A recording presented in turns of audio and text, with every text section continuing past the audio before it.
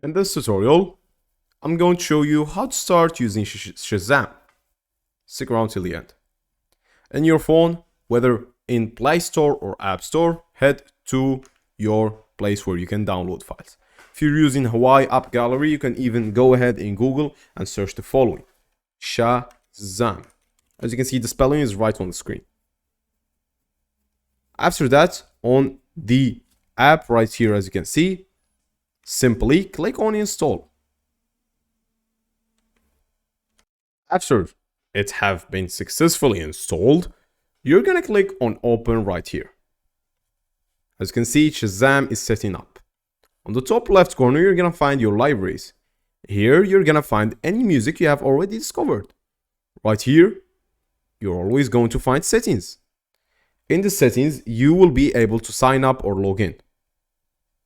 There's a lot of cool features when it comes to Shazam.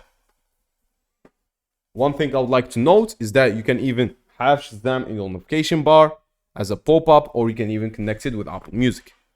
It has one option, which is Apple Music, but that's alright. You can also have Auto Shazam, which is pressing and holding the Shazam button on home to start Auto Shazam directly without putting your phone. You can also set Shazam to identify music on app launch directly. After you've choose the settings that you're looking for, you can even change the theme to dark theme right here. Let's go back.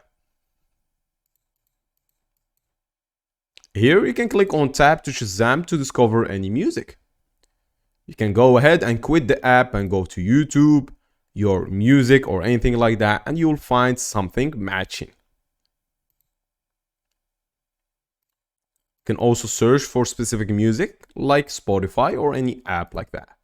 On the top right corner, you're gonna find charts for the most popular music. That's basically it, guys.